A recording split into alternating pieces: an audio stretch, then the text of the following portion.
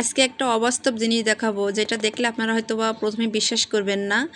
তো hello everyone, আসসালামু আলাইকুম। আপনারা সবাই কেমন আছেন? আলহামদুলিল্লাহ, আমিও ভালো আছি। তো পেঁপে গাছ থেকে যে এত পরিমাণ পানি বের হবে বুঝতে পারিনি, বাট এর আগে কখনো দেখি নাই তো যে কোনো গাছ থেকে এভাবে পানি বের হয়।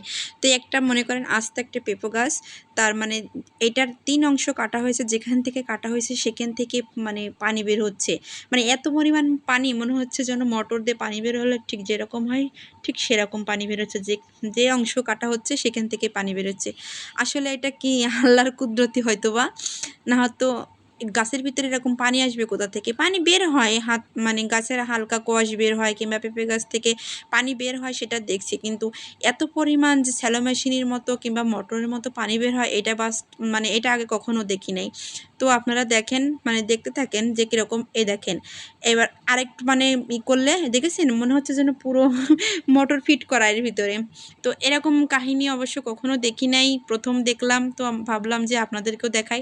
তো পেঁপে গাছটা কাটা হয়েছে আর কি, মানে এটার জন্য আর একটা গাছ হচ্ছে না, এই জন্য পেঁপে গাছটা কাটা হবে। তবে এক অংশ যখনই কাটা হয়েছে তখনই দেখছি যে পানি বেরোচ্ছে।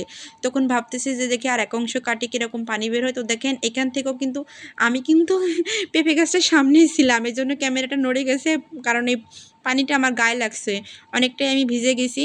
অবশ্য তো দেখেন কীভাবে পানি বের হচ্ছে, মানে আপনারা হয়তো ভাববেন এর ভিতরে পানি ঢুকানো হয়েছে, আসলে কিন্তু তা না।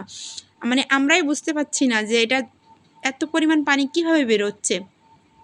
তো দেখেন মনে হচ্ছে যেন পুরো মানে স্যালো মেশিন দিয়ে সেচ দিলে মানে যেরকম হয় ঠিক সেরকম হয়ে গেছে জায়গাটা, পুরো এত পরিমাণ পানি বের